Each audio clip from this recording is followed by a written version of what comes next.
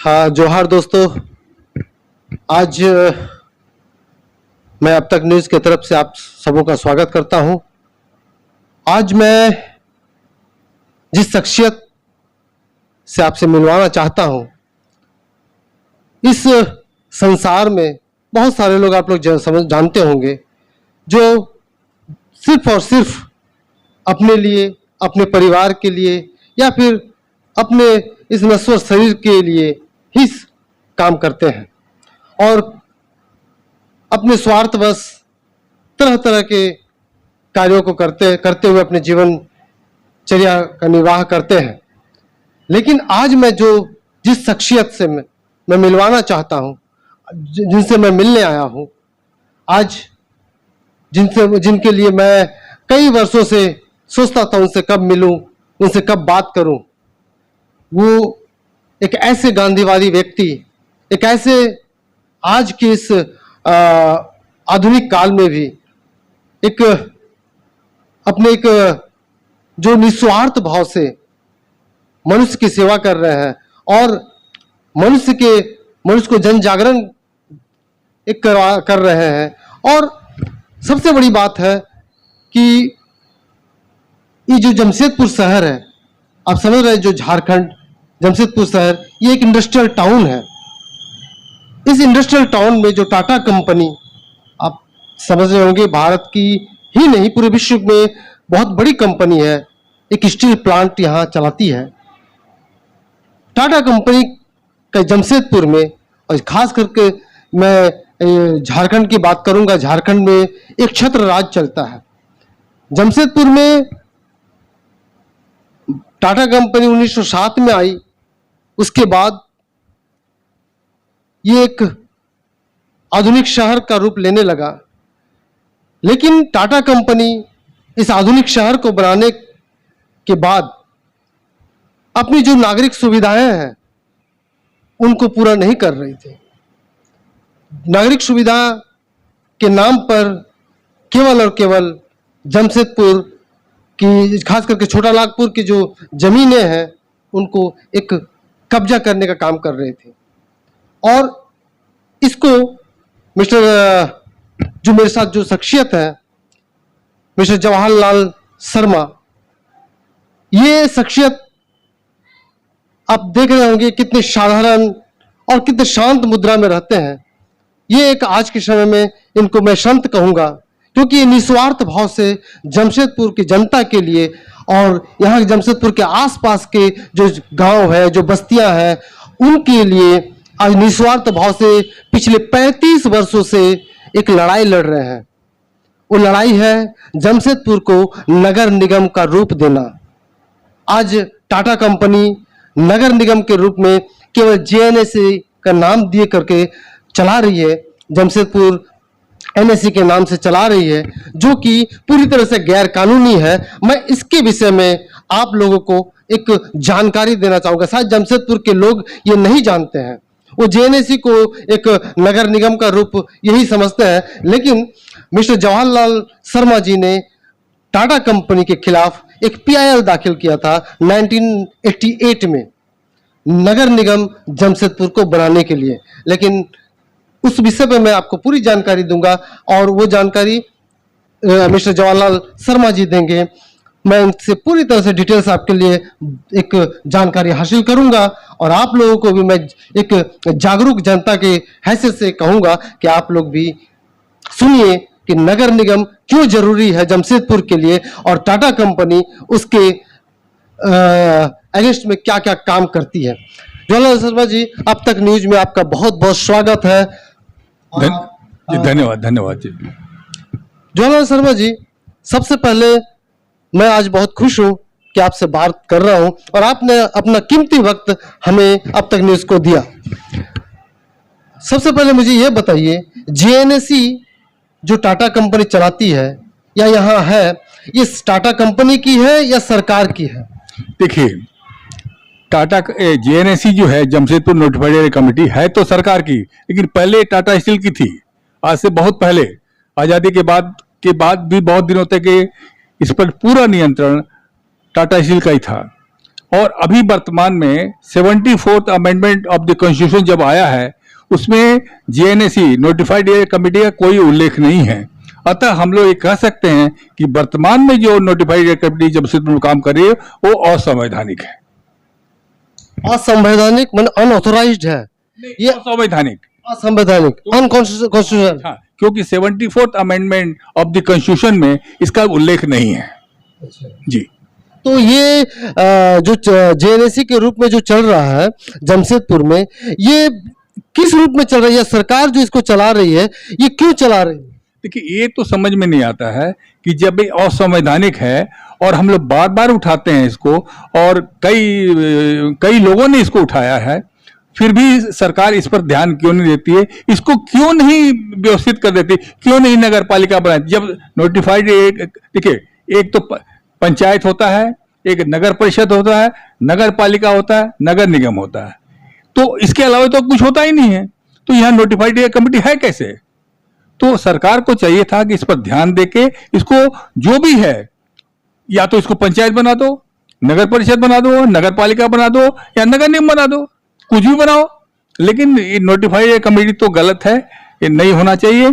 और जमशेदपुर की आबादी को देखते हुए, यहाँ 10, 12, 13 लाख 14 लाख आदमी हैं यहाँ पर तो नगर निगम होना मस्ट है, होना ही चाहिए, अनिवार्य है। जी, तो जवाहरलाल शर्मा जी, आप एक साधारण व्यक्ति हैं, तो आपने कैसे सोचा कि एक टाटा कंपनी जो वर्ल्ड की इतनी बड़ी कंपनी है और भारत की तो खैर नंबर 1 है ही है, तो ये एक इंडस्ट्रियल टाउन कहती है अपने आप को, कि आप इसके यहाँ जमशेदपुर को नगर पालिका बनाने के बारे में आप कैसे सोचा है? आप एक शुरुआत से बताइए, कब सोचा, कब से आपने?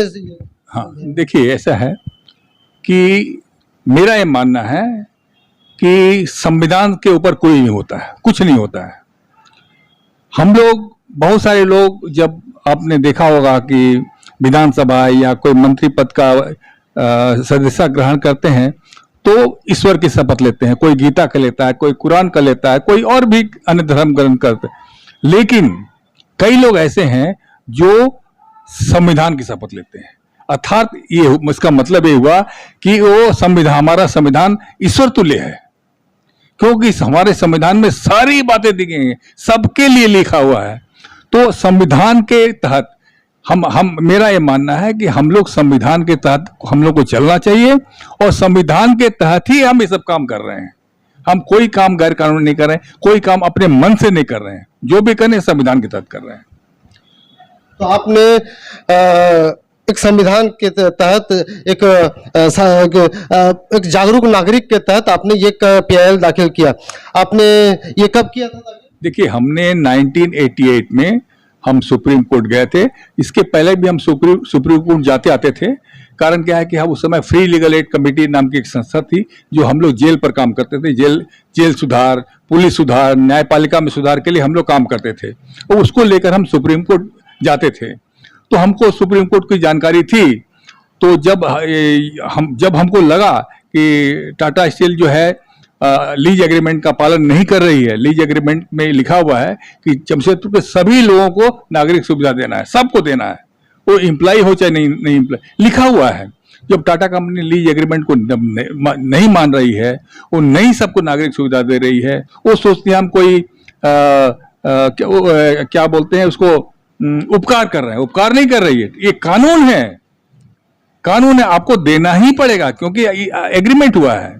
और इसके अलावा उन्होंने सोशल ऑडिट कराया था, उसमें भी उसमें आर्टिकल एसोसिएशन 3A में लिखा हुआ है कि टाटा कंपनी अपने एम्प्लॉइज का, अपने नागरिकों का, शेयर होल्डर का और उपभोक्ताओं सबका ख्याल रखेगी। तो हमारे जमशेदपुर में इतने लोग हैं, नागरिक हैं, एम्प्लॉइज के अलावा बहुत सारे लोग हैं जो नागरिक हैं, बल्कि एम्प्लॉइज के से डबल ट्रिबल है। तो उनका सरकार क्यों, टाटा स्टील ध्यान क्यों नहीं रखते? इन सब बातों को जब हमको लगा कि हम कुछ नहीं हो सकता, तब हम सुप्रीम कोर्ट गए।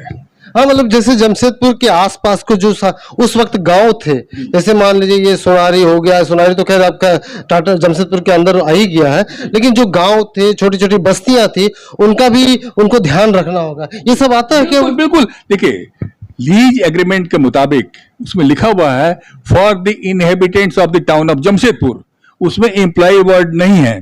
इनहेबिटेंट का मतलब होता है वासिंदे, जमशेदपुर के सभी बासिंदे, चाहे आसपास के लोग ही क्यों ना हो। जैसे आपको मानगो है, जुगसलाई है, बागबेड़ा है, परसोडी है, और आपको मानगो के आसपास के जो पंचायती इलाके हैं जो भी है, ये सभी इसमें आ जाते हैं। हाँ, सब आ जाते हैं, सिद्धांत रूप से तो सभी आते हैं ना। ये तो हम लोग सभी जमशेदपुर के, देखिए यहाँ पर आपको पोस्टल जोन कितना है, जितने पोस्टल जोन है सभी तो जमशेदपुर में है ना। हम लोग जब चिट्ठी लिखते हैं या चिट्ठी हमारे पास है लिखा रहता ना कि 831000 इतना, तो ये सब तो हम लोग जमशेदपुर के ही हैं, तो जमशेदपुर को माना जाएगा ना, सारे सबसे पोस्टल जोन को माना जाएगा। इसलिए हम समझते हैं कि सारे लोग इसमें आते हैं, और टाटा कंपनी को इन सबको नागरिक सुविधा देने का उनका वायदा है, लिखित वायदा है, और वो हमारे ऊपर कोई उपकार नहीं कर रहे हैं, ये उनकी जिम्मेवारी है, उनकी कानूनी जिम्मेवारी है। मतलब टाटा कंपनी जो आसपास की जमशेदपुर के आसपास की बस्तियां हैं, उनको पानी की सुविधा, बिजली की सुविधा, ये सब देना उनका कर्तव्य है, उनका बाध्य है, वो कानूनी रूप से बाध्य है। तो जो वो ये सब नहीं करती है, तो वो इसके अगेंस्ट में अगर जनता क्यों नहीं आवाज उठाती? अब देखिए, वो अलग बात है, क्यों नहीं उठाती है।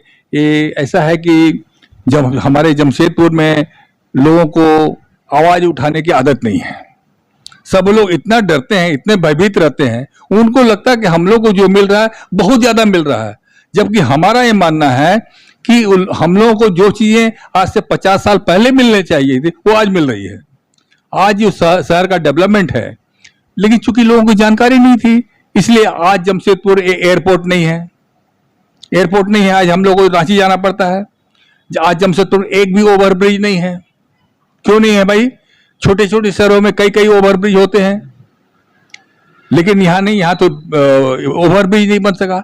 एक कोई बढ़िया हॉस्पिटल नहीं है यहाँ पर। जैसे आपको ये जो मानगो में जो एक हॉस्पिटल है ब्रह्मानंद, वो मानगो में है। हम कहते हैं जमशेदपुर के अंदर क्यों नहीं है, क्यों नहीं बनने दिया गया? आज एमजीएम हॉस्पिटल को इसकी स्थिति खराब है, इसलिए कि टाटा टीएमएच जो है, टाटा मेन हॉस्पिटल जो है, उसके लिए जिम्मेवार है। कोई भी काम करने, गवर्नमेंट को अगर कुछ काम करनी होती तो टाटा कंपनी से एनओसी लेनी। बिल्कुल बिल्कुल, ये बहुत अजीब बात है। ये अजीब बात है, सरकार को लेनी पड़ती टाटा कंपनी से। जबकि सरकार को देना चाहिए, तो यहाँ सरकार टाटा स्टील से मांगती है। मतलब एक तरह का इनका राजतंत्र चल रहा है टाटा कंपनी। बिल्कुल बिल्कुल, जमींदारी है, आज भी जमींदारी है। अब फॉर एग्जाम्पल यहाँ का एक ज्वलन समस्या एमजीएम हॉस्पिटल। एमजीएम हॉस्पिटल की स्थिति इतनी खराब क्यों है? लाख कोशिश करने के बावजूद नहीं बन रहा है। आप लोगों को मालूम होना चाहिए कि पहले एमजीएम कॉलेज जब बना तो टीएमएच जो है टीचिंग हॉस्पिटल था, जबकि उसको एमजीएम में होना चाहिए था। तो यहाँ पर यहाँ के जो टीएमएच के जो डॉक्टर थे वो प्रोफेसर के रूप में काम करते थे, और टीएमएच को बहुत सारी सुविधा मिलती थी, और बहुत सारे वहाँ के जो डॉक्टर, मतलब सरकार के द्वारा, क्योंकि टीचिंग हॉस्पिटल है। इसके अलावा चार कोटा था उनको एडमिशन कराने के लिए, 4 कोटा भी था उनको, तो उसका फायदा उठाते थे। लेकिन हम लोगों ने इसके लिए बहुत लंबी लड़ाई लड़ी कि सरकार के जो एमजीएम है वो उसको टीचिंग हॉस्पिटल होना चाहिए, और एमजीएम के लड़के वहां जाएंगे। वहां का पहले वो टीएमएच में आते थे, टीएमएच में फ्री सर्विस देते थे, और टीएमएच को अलग से सुविधा भी मिलती थी सरकार को। तो उसको हम लोगों ने रुकवाया, नहीं सब एमजीएम में जाओ। एमजीएम में, फिर एमजीएम में जाना शुरू किए। लेकिन अब चूंकि बहुत तरह की बातें हैं जिसकी वजह से एमजीएम की स्थिति में सुधार नहीं हुआ। लेकिन अगर शुरू से ये टीचिंग हॉस्पिटल होता और हम लोग इस पर जोर रहता कि एमजीएम में ही सब कुछ करना है, सरकारी अफसरों को भी एमजीएम में ही जाना है, टीएमएच में नहीं जाना है। आज कोई बीमार पड़ता है सरकारी अफसर, वो टीएमएच जाता है। अगर ऐसा कानून होता, ऐसे दबाव होता कि नहीं आपको एमजीएम में ही जाना, तो एमजीएम का सुधार हो जाता। तो ये एमजीएम की जो स्थिति है वो भी माने टाटा स्टील और या उसके जो अफसरों की जो भी उनका कहा जाए, उसकी वजह से जो है जबरदस्ती, हाँ जी हाँ, तो उसको, और ये सब जो है, अगर जमशेदपुर संविधान के तहत सब कुछ होता ना तो सब कुछ ठीक था, सबको। हम लोग टाटा स्टील के खिलाफ तो है नहीं, हम लोगों ने कभी नहीं कहा कि टाटा स्टील का प्रोडक्शन बंद कर दिया जाए, टाटा स्टील का विस्तार नहीं हो, टाटा स्टील को बड़ा ना किया जाए। हम तो चाहते हैं टाटा स्टील दुनिया की सबसे बड़ी कंपनी हो जाए, हम लोग चाहते हैं, लेकिन एक कानून के तहत होना चाहिए, संविधान के तहत होना चाहिए। आप एक जन अधिकार के लिए बात कर रहे हैं। जी जी जी जी बिल्कुल। अच्छा, एक बात बताइए आप, मैं दर्शकों में आप लोगों को बता दूं कि जमशेदपुर में मिस्टर जवाहरलाल शर्मा जी जमशेदपुर के हक के लिए या जमशेदपुर के हक अधिकार के लिए ही नहीं, आसपास की जो बस्तियां हैं, जो छोटे जो पहले गांव थे, उनके लिए, उनके जो अधिकार है, उनके सुरक्षा है, उनकी साफ सफाई है, उनके लिए लड़ाई लड़ रहे हैं पिछले 35 वर्षों से। आज इनकी उम्र कम से कम 80-82 साल होगी, तो आज भी लड़ रहे हैं। मैं जमशेदपुर के जो तमाम नागरिक हैं, मैं उनको एक निवेदन करूंगा कि इन जैसे लोगों का जो निस्वार्थ भाव से आज लड़ाई लड़ रहे हैं, उनका जरूर साथ दें और इनके साथ जरूर आए। तो मिस्टर शर्मा जी, आप एक बात बताएं, जेएनएससी होने के बाद, मान लीजिए जेएनएससी अभी हो गया है, अब वो भी तो कुछ ना कुछ नागरिक सुविधाएं दे रही हैं। उनका कहना है कि हम तो पूरी तरह से बनाते हैं, रोड देते हैं, लाइट्स देते हैं। तो कल को अगर नगर निगम होता है तो उससे क्या फायदा होगा, या जेएनएससी से अभी क्या नुकसान है? देखिए, अगर नगर निगम हो जाएगा तो सबसे पहले तो सेंट्रल गवर्नमेंट का जो फंड आता है करोड़ों रुपया, मतलब कई हजार करोड़ रुपया हर साल। अभी भी आता है? नहीं, अब नहीं आता, क्योंकि यहाँ लोग निर्वाचित संस्था नहीं है ना, ये यहाँ पर इलेक्शन नहीं होता है। जमशेदपुर में चूंकि नगर निगम नहीं है तो इलेक्शन नहीं होता है, नोटिफाइड इलेक्शन होता ही नहीं है, वो तो नॉमिनेटेड बॉडी है। जो भी अवैध है, तो वो जो कई हजार करोड़ रुपया जो आने आता, ये स्मार्ट सिटी बनता, वो नहीं आ रहा है। तो नगर निगम बन जाने से वो आना शुरू हो जाएगा, तो पैसे की कोई कमी नहीं रहेगी। अभी जमशेदपुर नोटिफाइड एरिया कमेटी में जो थोड़ा बहुत काम होता है, ये बहुत कम पैसा है और थोड़ा बहुत एमएलए एमपी फंड से होता है, वो भी बहुत थोड़ा बहुत, लेकिन उस समय कई हजार करोड़ रुपया आएगा जो कि हमारे जमशेदपुर के डेवलपमेंट के काम आएगा। दूसरा चीज है, नगर निगम बन जाएगा तो बहुत तरह के टैक्स लगेंगे टाटा स्टील के ऊपर, ये प्रॉपर्टी टैक्स लगेगा और बहुत तरह के टैक्स लगेंगे, जिससे भी कई हजार करोड़ रुपए आएंगे। इस तरह से जमशेदपुर नगर निगम एक रिचेस्ट कह सकते हैं, सब बहुत देश का एक रिचेस्ट नगर निगम हो सकता है। क्योंकि जैसे बंबई जैसा तो नहीं हो, कि बंबई तो महानगर है, लेकिन फिर भी बहुत पैसा आएगा यहाँ, और टाटा स्टील की तरफ से भी पैसा देना पड़ेगा। टाटा स्टील सीएसआर का पैसा तो देना ही पड़ेगा, कॉर्पोरेट सोशल रिस्पॉन्सिबिलिटी के साथ जो पैसा खर्च करते वो तो उसको देना ही पड़ेगा। और जहां तक बिजली पानी का सवाल है, टाटा स्टील उसको छोड़ने वाली नहीं है, टाटा स्टील तो करेगी ही, क्योंकि कहाँ जाएगी। और आज टाटा स्टील को बिजली पानी और ये सब नागरिक सुविधा देकर जितना फायदा है, आपने पढ़ा ही होगा कि खाली बिजली बेच करके इन्होंने पिछले 1-2 साल में 1100 करोड़ रुपया मुनाफा किया है, कमाया, और इसी तरह से पानी में कमाते हैं। तो टाटा स्टील को जो है लोगों को झूठ मूठ का एक मन में शंका है कि टाटा कंपनी काम छोड़ देगी, काम बंद हो जाएगा, सरकार से नहीं होगा। अरे कौन कह रहा है भाई टाटा कंपनी से छीन रहा है? हम लोग चाहते हैं टाटा कंपनी और काम करे, और करे, वो करे ना भाई बिजनेस, लेकिन सरकार के नियम के तहत, संविधान के नियम के तहत, और सबको दे। तो आप ये लड़ाई अकेले क्यों लड़ रहे हैं, मुझे ये समझ, क्योंकि आप एक संगठन क्यों नहीं बनाते हैं, लोगों को, जनता को में आप बाहर क्यों नहीं आते हैं, लोगों को जागरूक क्यों नहीं करते हैं? नहीं, ऐसा नहीं है, हम अकेले, वो ठीक है, हमने अकेले शुरू किया, ये बात सही है, लेकिन क्या होता है कि ये सब काम बहुत लंबा समय है। इसमें लोग आते हैं, फिर कुछ दिन रहते हैं, फिर चले जाते हैं। कोई भी संगठन में आप जानते हैं कि लगातार इसमें लगना, आप जानते हैं इसमें कोई फायदा तो है नहीं अपना, और हमको तो कोई पॉलिटिशियन है नहीं कि हमको इलेक्शन लड़ना है या हमको मेयर बनना है, हमको तो कुछ बनना नहीं है। अब तो मेरी उम्र भी ऐसी नहीं है कि हम ये सब कर सकते हैं। तो क्या होता है कि लोग देखते हैं कि जहां वैसी जगह में जाओ जहां कुछ फायदा हो, इस काम में कोई फायदा नहीं है, इसलिए कोई आदमी साथ में आता नहीं है। जो बहुत आते हैं थोड़ा बहुत, तो कभी आए तो 2-4-6 महीना रहे, साल भर रहे, उसके बाद, ये तो 35 साल हो गया ना, तो चूंकि हम, इसलिए हमको अकेले करना पड़ा है जी। और पैसा खर्च करना पड़ा हमको अपने पॉकेट से। तो मिस्टर शर्मा जी, आपके जो एक जुनून है, जो ये देख करके मुझे बहुत ही एक अद्भुत एक ये लग रहा है कि जमशेदपुर की जनता आज सोई हुई है और आप इतनी उम्र में भी आप लड़ रहे हैं अपने जुनून के साथ, एक अद्भुत अदम्य साहस के साथ। लेकिन अगर मान लीजिए ये आज बिजली बिल जो लेती है, जो जहाँ जहाँ सप्लाई करती है, जैसे बिरसा नगर हो गया या फिर आसपास के जो मानगो हो गया, इन क्षेत्रों में ये टाटा कंपनी जो भी बिल लेती है, क्या ये बिल टाटा कंपनी जो लेती है उसके एवज में सही प्रकार से काम करती है? देखिए, इसमें कोई शक नहीं कि सरकार से तो अच्छा काम करती है, कोई शक नहीं, लेकिन बिल भी वो ज्यादा लेती है। लीज एग्रीमेंट में लिखा हुआ है कि टाटा कंपनी बिजली पानी का जो भी शुल्क लेगी, जो भी बिल वो भेजेगी जनता के पास, वो सरकार का जो शुल्क होता है उससे ज्यादा नहीं होगा। तो यहां देखा गया कि कभी कंपनी का जो शुल्क ज्यादा हो जाता है सरकार से। ये ठीक है, उसकी क्वालिटी बेटर है, हम इससे कोई इनकार नहीं है, लेकिन लीज एग्रीमेंट जो है वो तो कागज सरकारी दस्तावेज है ना।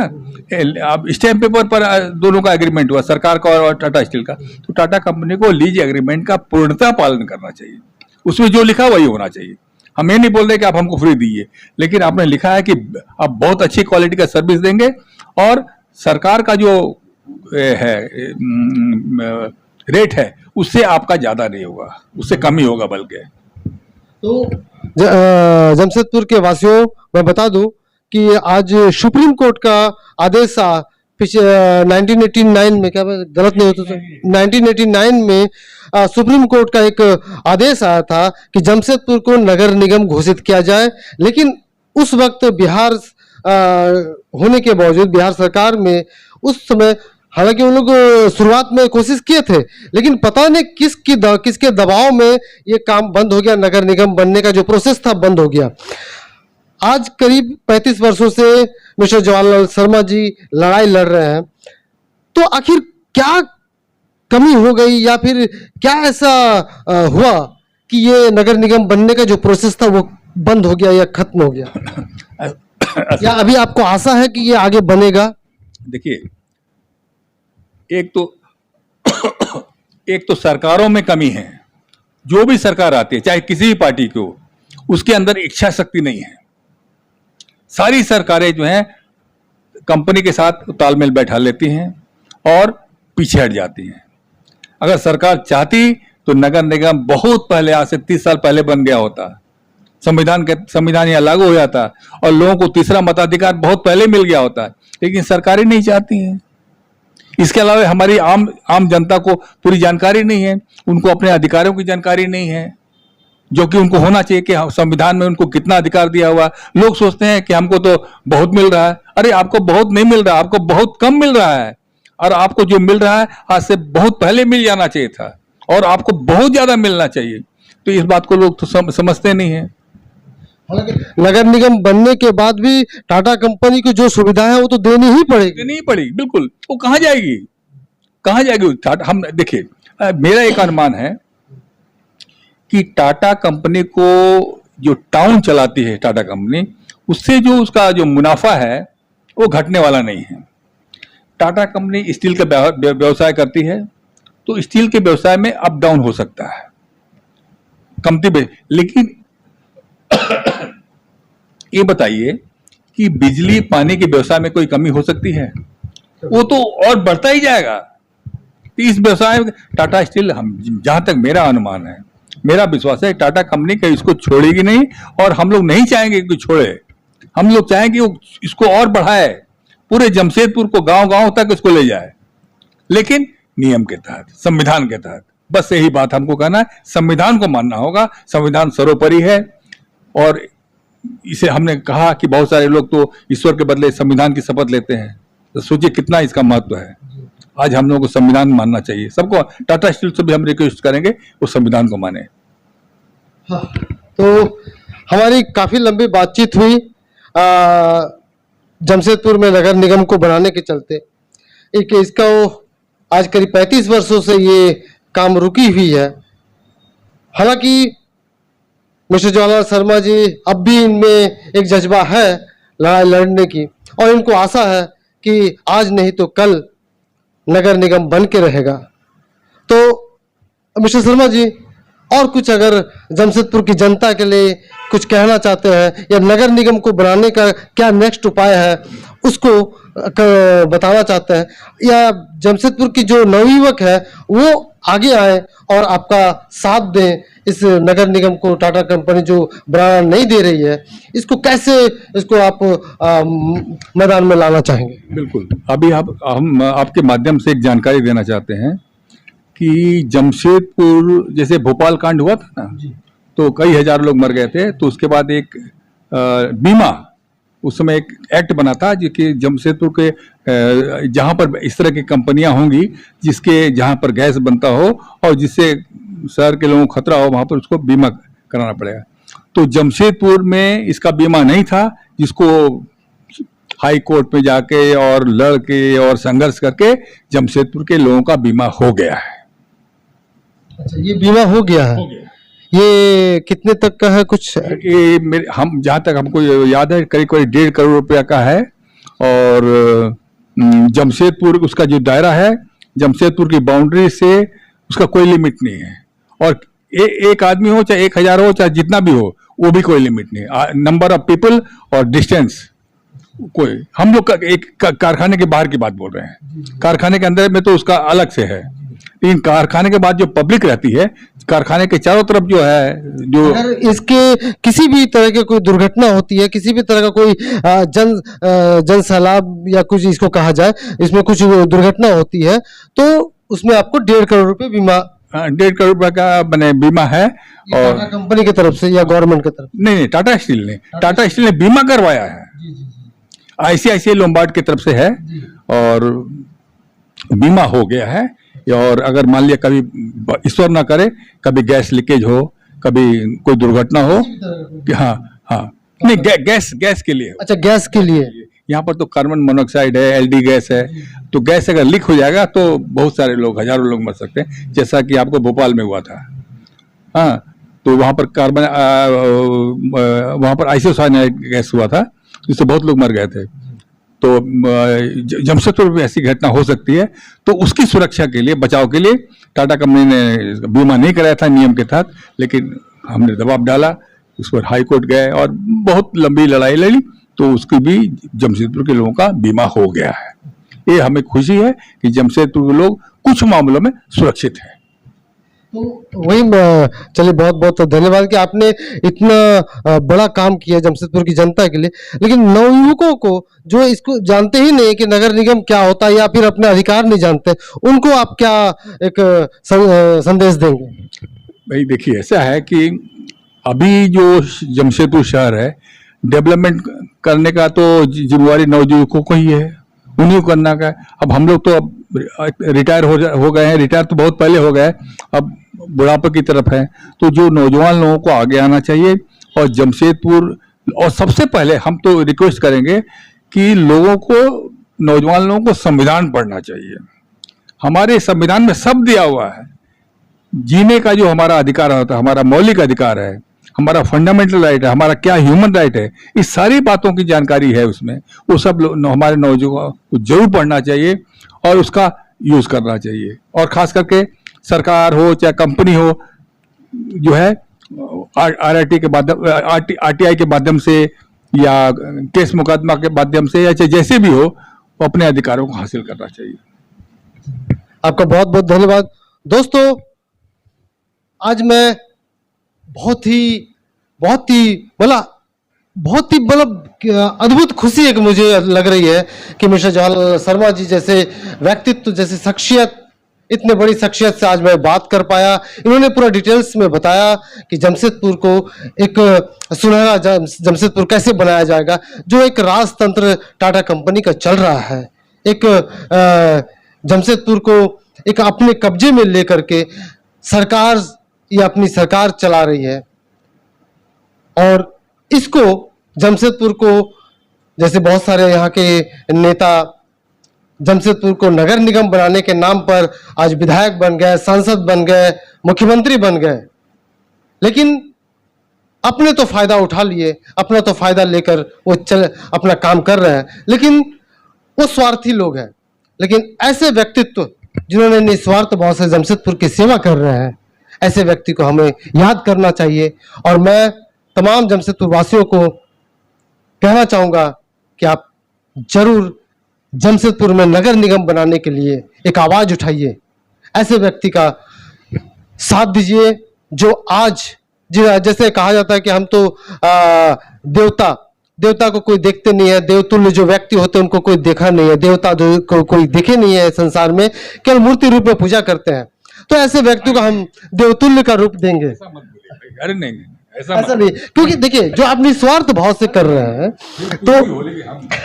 तो जमशेदपुर हमारा कर्तव्य है, हमने तो मैं आपका बहुत बहुत फिर से आदरणीय शर्मा जी, मैं आपका फिर से स्वागत करता हूं कि आप ऐसे ही लड़ते रहें और जमशेदपुर को, जनता को हक अधिकार के लिए एक जागरूक करते रहें। बिल्कुल। दोस्तों, अब तक न्यूज में मैं आपसे विदा लेता हूं और फिर एक बार मैं आपका बहुत बहुत धन्यवाद देता हूं। धन्यवाद।